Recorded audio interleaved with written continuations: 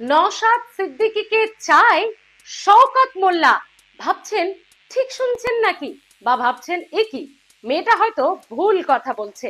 না বন্ধুরা, আপনি ঠিকই শুনেছেন, আমিও ঠিকই বলেছি। নওশাদ সিদ্দিকীকে চায় শওকত মোল্লার।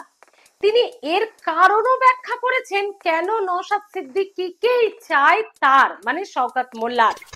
ভাবছেন যাদের মধ্যে সাপে নেউলের সম্পর্ক, যারা একে অপরের সব সময় বিরোধিতা করে, সেই নওশাদ সিদ্দিকীকে শওকত মোল্লা কিভাবে চাইতে পারেন?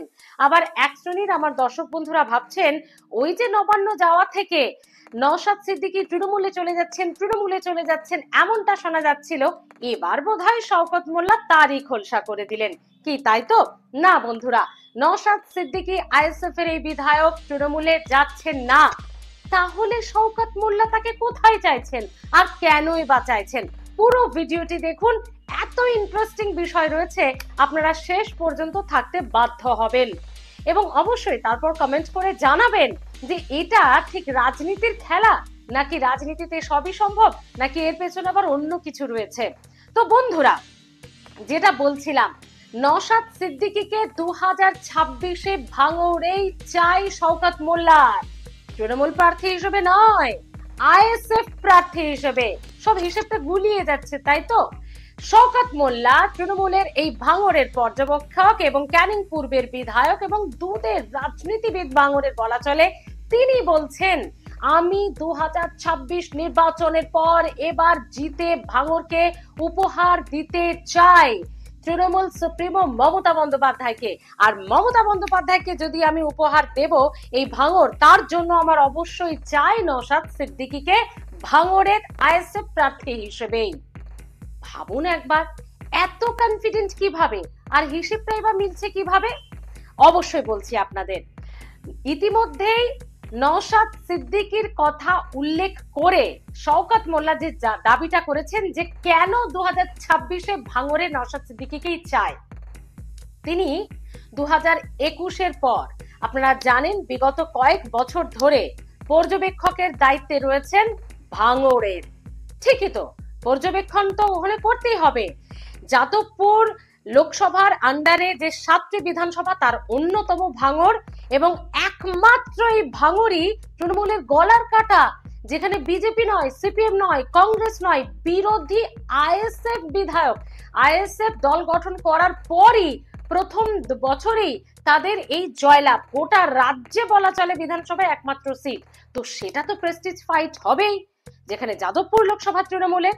তো এই ভাঙড় বরাবরই রাজ্য নীতিতে যথেষ্ট চর্চায়। কংগ্রেসের আমলে ছিল কংগ্রেসের, এবং বামেদের আমলে ছিল বামেদের, এবং তৃণমূলের আমলে না, তৃণমূলের নয়, আইএসএফ এর। আর এখানেই তো সমস্যা। তো শওকত মোল্লাকে তারপর এরকম কাটাছেঁড়া হারের পর কাটাছেঁড়া করে, যেহেতু শওকত মোল্লাকে এখানে পর্যবেক্ষকের দায়িত্ব দেওয়া হয়েছে, তিনি এটা ইতিমধ্যেই বুঝে গেছেন যে তৃণমূলের সংগঠন আগে ভালো ছিল কিনা খোলসা করেননি, কিন্তু তিনি পর্যবেক্ষক হওয়ার পর এখানে তৃণমূলের যে সংগঠন, তা তিনি এতটা মজবুত করেছেন যে তিনি নওশাদ সিদ্দিকীকে হারাতে পারবেন। শুধু তাই নয়, পর্যবেক্ষক হওয়ার পর কিছু কারচুপি, দুর্নীতি বা ষড়যন্ত্রের গন্ধও তিনি পেয়েছেন। কোনো সময় নাম উল্লেখ করেছেন আরাবুল ইসলাম কাইজারের মতো, কোনো সময় আবার নাম না উল্লেখ করে তিনি তার কথা বলেছেন। কিভাবে? যেমন এক্ষেত্রে সংবাদ মাধ্যমকে তিনি বলছেন, নওশাদ সিদ্দিকী তো জেতেনি, জিতিয়েছে এই দলেরই 2-4 জন লোক, যারা তৃণমূল নেত্রীকে, সুপ্রিমোকে, দলনেত্রীকে শিক্ষা দিতে গিয়ে নওশাদ সিদ্দিকীকে ষড়যন্ত্র করে জিতিয়েছে। মানে দলে থেকেই বিভীষণের কাজ করেছে।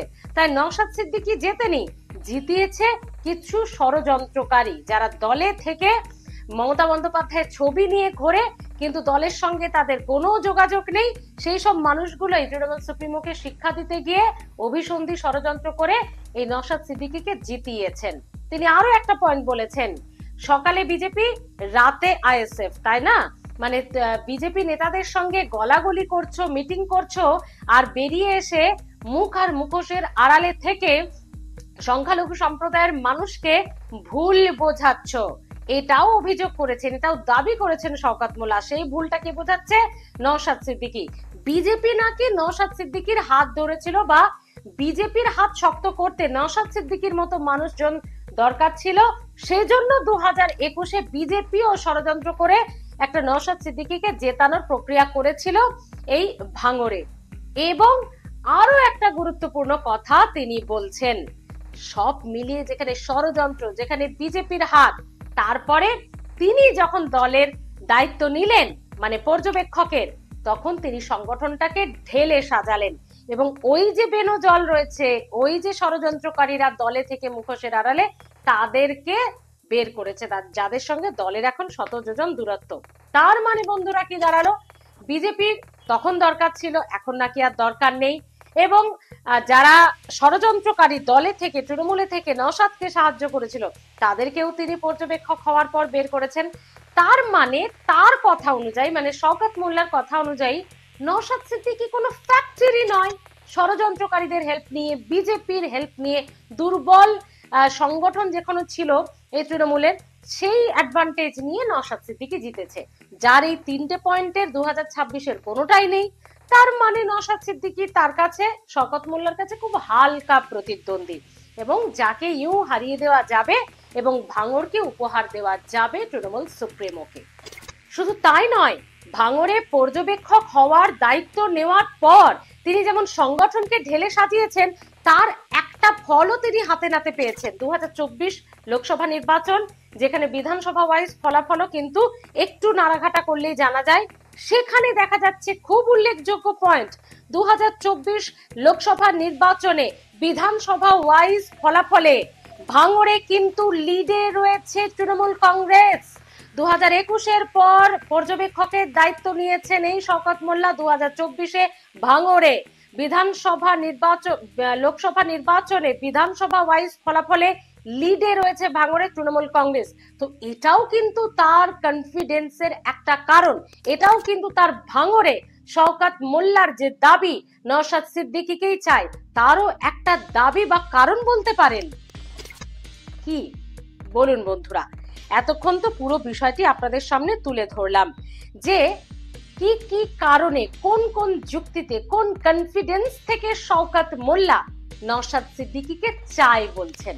আর আপনারা তো শুরুর দিকে ভেবে নিয়েছিলেন, যা বাবা, তাহলে কি নওশাদ সিদ্দিকী তৃণমূলে যেতে চলেছেন? হলো তো স্পষ্ট, শওকত মোল্লা নওশাদ সিদ্দিকীকে চাইছেন ভাঙড়ে, কিন্তু চাইছেন প্রতিদ্বন্দ্বী হিসেবে, কারণ তিনি বুঝে গেছেন নওশাদ সিদ্দিকীর পাশে এখন কেউ নেই, সবটাই পরিষ্কার, খুব দুর্বল প্রতিদ্বন্দ্বী তিনি, তাই তাকে হারানোটা সহজ। দেখুন, সাপে নেউলে সম্পর্ক তো অনেক ভালো বলা যেতে পারে, তার থেকেও যদি কোনো আকচাকচির সম্পর্ক থাকে, তা হলো নওশাদ সিদ্দিকী এবং শওকত মোল্লার।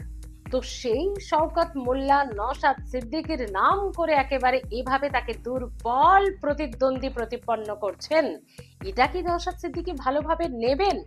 দেখুন, আইএসএফ বিধায়ক, গোটা রাজ্যে একমাত্র আইএসএফ বিধায়ক, এবং যাদবপুর লোকসভার মধ্যে 7টির মধ্যে একমাত্র, যা কিন্তু বরাবরের গলার কাঁটা হয়েছিল এই তৃণমূলের কাছে।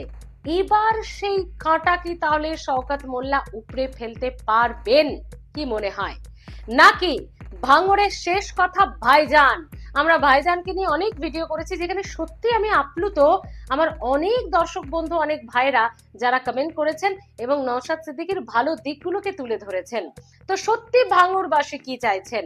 যারা নওশাদ সিদ্দিকীর অনুগামীরা রয়েছেন, যারা প্রচুর কমেন্ট করেছিলেন, বা যারা বিপক্ষে রয়েছেন, তারাও ভাঙড়ের 2026 নির্বাচনে সত্যি নওশাদ সিদ্দিকী কি খুব দুর্বল প্রতিদ্বন্দ্বী? তার কি সত্যি কোনো কারিশমা নেই? তিনি কি সত্যি তৃণমূলের ষড়যন্ত্রকারীদের হাত ধরে জিতেছেন, তাদের ডিসঅ্যাডভান্টেজ নিয়ে জিতেছেন, বিজেপির কিছু স্বার্থের বাঁচাতে গিয়ে তাকে ব্যবহার করে জিতিয়েছে? সত্যি কি নওশাদ সিদ্দিকীর ব্যাকবোন এতটাই হালকা? কিভাবে দেখছেন? নাকি শওকত মোল্লা এটা বলে মোটামুটি একটা জল মেপে নেওয়ার চেষ্টা করছেন? ভাঙড়ে ঠিক কি হতে চলেছে বন্ধুরা? ভাঙড়বাসী যারা রয়েছেন, আইএসএফ সমর্থক যারা রয়েছেন, অবশ্যই কমেন্ট করে জানাবেন কি বুঝছেন আপনারা, জল কিভাবে মাপা চলছে ভাঙড়ে। জানাতে ভুলবেন না। আপনাদের কমেন্টের আশায় থাকলাম। ভালো থাকবেন।